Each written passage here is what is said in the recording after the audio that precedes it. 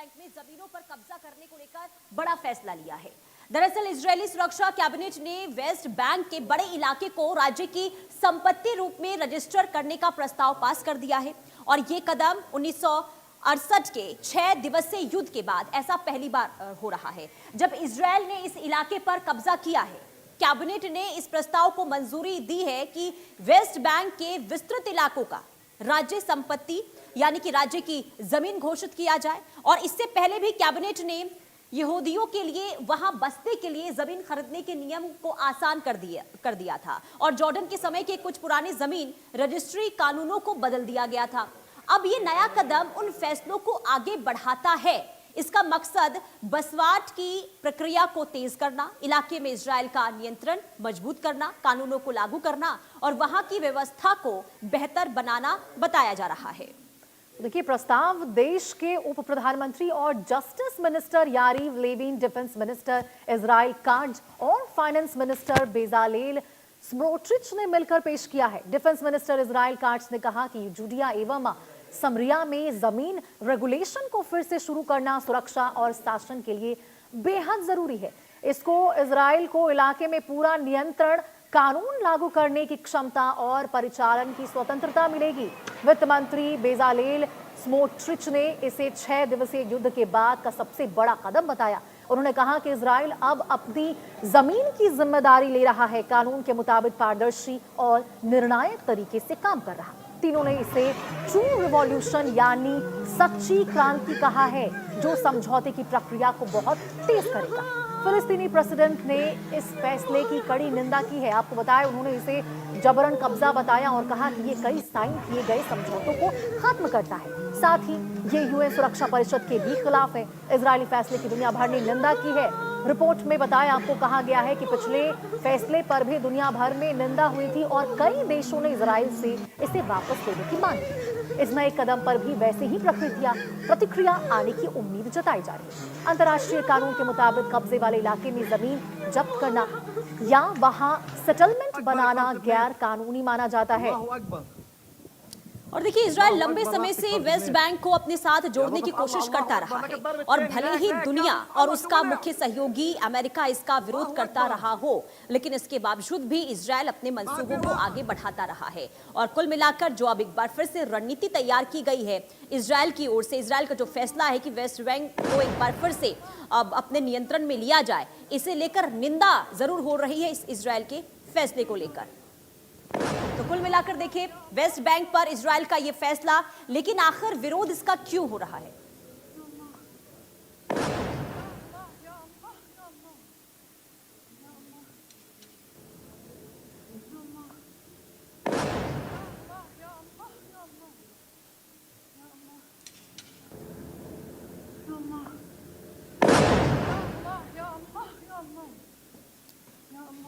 तो कुल मिलाकर देखिए, अब आपको ग्राफिक्स भी समझा देते हैं। इजरायल का फैसला क्या है अब वेस्ट बैंक को लेकर और फिलिस्तीन इसका विरोध क्यों कर रहा है। जो आप ग्राफिक्स देख रहे हैं, हम आपको जरा समझा दें कि वेस्ट बैंक को राज्य संपत्ति घोषित किया गया है, ये इजरायल का फैसला है, लेकिन फिलिस्तीन इसका विरोध कर रहा है।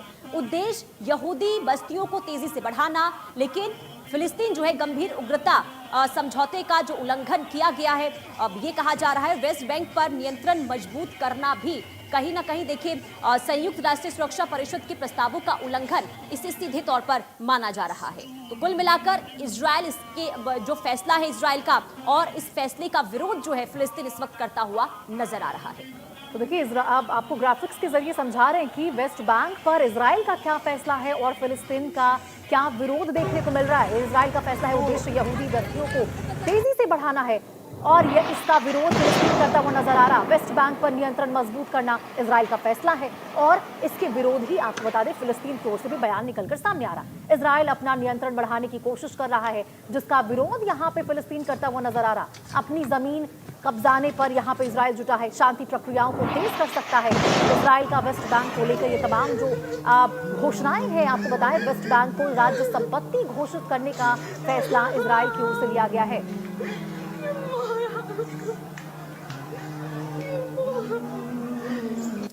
तो देखिए, इजरायल सीधे तौर पर जिस तरीके से इसे यानी कि वेस्ट बैंक को राज्य संपत्ति घोषित कर रहा है, अब जरा हम आपको मैप के जरिए समझाते। देखिए ये है वो वेस्ट बैंक जिसे लेकर विवाद जो है इस वक्त देखने को मिल रहा है। और दरअसल आपको बता दें, देखिए यहाँ पर जो है तेल अवीव है, दूसरी तरफ यहाँ पे जेरूसलम, और इसके अलावा यहाँ पर जो है आप देख रहे हैं अम्मान का ये पूरा नक्शा हम आपको दिखा रहे हैं। लेकिन यहाँ पर विरोध क्यों हो रहा है? विरोध दरअसल इसलिए हो रहा है क्योंकि इजराइल जो है, अगर हम इजराइल की बात करते हैं, वो चाहता है कि जो वेस्ट बैंक का जो एरिया है इसे सीधे तौर पर ये राज्य संपत्ति घोषित करने की फिराक में है और ये फैसला लिया गया है। लेकिन दूसरी तरफ फिलिस्तीन की बात करते हैं तो फिलिस्तीन ये कह रहा है कि अगर अंतर्राष्ट्रीय कानून के हिसाब से ये पूरी तरीके से अवैध है और ऐसे में इस पर कब्जा क्यों किया जा सकता है। कुल मिलाकर जो ये इस वक्त हम विवाद देख रहे हैं ये पूरे इस एरिया को लेकर है, वेस्ट बैंक के इस एरिया को लेकर पूरा विवाद इस वक्त देखने को मिल रहा है। और दूसरी तरफ जो हमने पहले आपको बताया कि कैसे एक तरफ इजराइल ये देख रहे हैं, इजराइल इस वक्त यहां पर है और इजराइल ये चाहता है कि जो वेस्ट बैंक का ये पूरा हिस्सा है,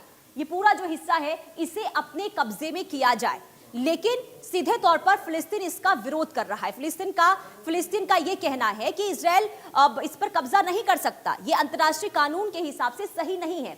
लेकिन इजराइल ने मिस्र, जॉर्डन और सीरिया, अगर इसकी हम बात करते तो यहां पर लगातार देखिए जिस तरीके से स्थिति देखने को मिल रही है। और साथ ही साथ आपको बता दें कि 1948 से अरब देश की अगर हम बात करते हैं तो यहां पर भी सीरिया ने गोलन हाइट्स से इजरायली गांव में जिस तरीके से यहां पर कदम उठाए हैं।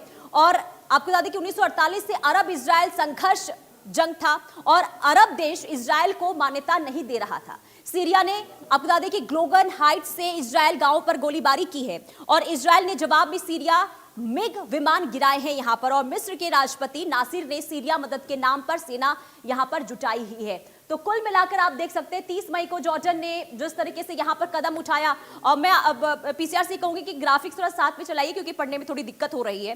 क्योंकि देखिए मिस्र ने सिनाई, प्रायद्वीप और गाजा पट्टी, यहां पर जो स्थिति देखने को मिल रही है 6 दिन के युद्ध से, जो 6 दिन का युद्ध हुआ था, पहली बार हमने देखा था, वहां पर किस तरीके से हालात बने थे, युद्ध के बाद क्या हुआ था, वो हम आपको ग्राफिक्स जरिए बता रहे हैं। इजराइल, तो कुल मिलाकर देखिए यहाँ पर 6 दिन के युद्ध से जो स्थिति बदली है वो हम आपको समझाने की कोशिश कर रहे हैं। सिनाई, प्रायद्वीप और गाजा पट्टी का ये पूरा विरोध था। जॉर्डन की अगर हम बात करते हैं, वेस्ट बैंक और पूर्वी जेरूसलम, सीरिया से यहाँ पर जो ग्लोबल हाइट्स का यानी गोलन हाइट्स का जो पूरा हिस्सा रहा है, इसे लेकर दरअसल पूरा विवाद देखने को मिल रहा है। इजराइल का क्षेत्रफल 4 गुना बढ़ गया है और आपको बता दें कि इजराइल कब्जे वाले क्षेत्र से वापस जाए और बदले में शांति, और साथ ही साथ आपको ये बता दें कि इसे लेकर जो मान्यता है वो दे दी गई थी। इजराइल क्षेत्रीय शक्ति बन गया और कब्जे वाले क्षेत्रों में फिलिस्तीन समस्या यहां पर बढ़ी है।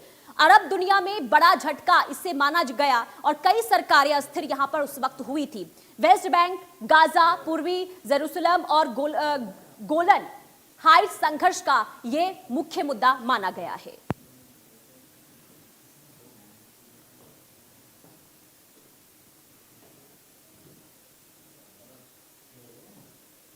और इसी से जुड़ी बड़ी खबर बता दें, इजरायली पीएम नेतन्याहू ने चेतावनी दी है और गाजा में फिर शुरू हो सकता है युद्ध। ये नेतन्याहू की तरफ से कहा गया है। हमास को मिटाने के लिए फिर हमले होंगे। इजरायल ने ईरान के लिए शर्तें रखी हैं और नेतन्याहू ने तेहरान के इरादों पर शक जताया है।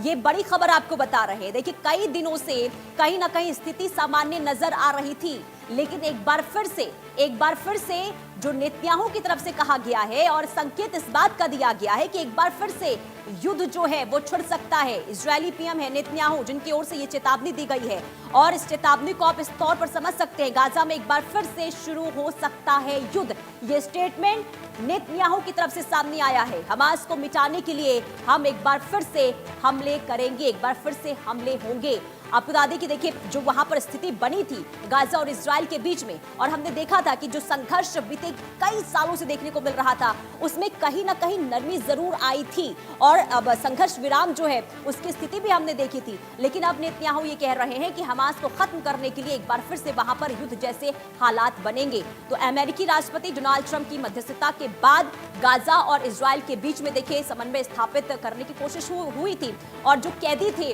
जिन्हें बंधक बनाया गया था इजराइल के लोगों को हमास की ओर से, उसे छोड़ दिया गया था जब मध्यस्थता ट्रंप की ओर से की गई थी। लेकिन एक बार फिर से यहां पर सीधे तौर पर देखिए युद्ध को लेकर चेतावनी इजराइल के पीएम जो है वो देते हुए नजर आ रहे हैं। नेतन्याहू ने तेहरान को तेहरान के इरादों पर यहां पर दरअसल शक जताया है। और साथ ही साथ आपको बता दें कि इजरायली पीएम नेतन्याहू ने एक बार फिर से ये कहा है कि हम हमास को खत्म करने के लिए युद्ध अब जो है वो हो सकता है, हम एक बार फिर से युद्ध जो है गाजा में वो शुरू कर सकते हैं। ये नेतन्याहू की तरफ से प्रतिक्रिया सामने आई है।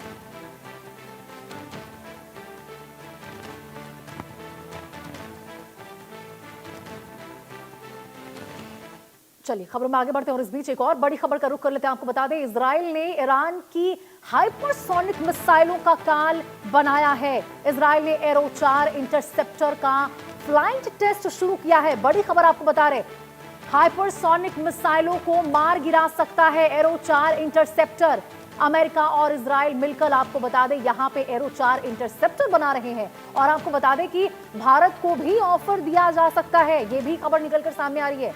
चीन पाकिस्तान के अब इससे होश उड़ते नजर आ रहे हैं। तो देखिए जिस प्रकार से हाइपरसोनिक मिसाइलों को मार गिराने की क्षमता ये 4 इंटरसेप्टर रखता है, एरो 4 इंटरसेप्टर। इसके बाद अमेरिका और इजराइल आपको बता दें दोनों मिलकर ये 4 इंटरसेप्टर, एरो 4 इंटरसेप्टर बना रहे हैं। और इससे कहा जा रहा है कि भारत को भी इसका ऑफर दिया जा सकता है। हालांकि आपको बता दें इससे चीन और पाकिस्तान के जो होश हैं वो उड़ते हुए जरूर नजर आ रहे हैं। जिस प्रकार से इजराइल ने ईरान की हाइपरसोनिक मिसाइलों का काम शुरू किया है। बड़ी खबर आपको बता रहे, एरो 4 इंटरसेप्टर का काम जो फ्लाइट टेस्ट है उसकी शुरुआत इजराइल के द्वारा कर दी गई है।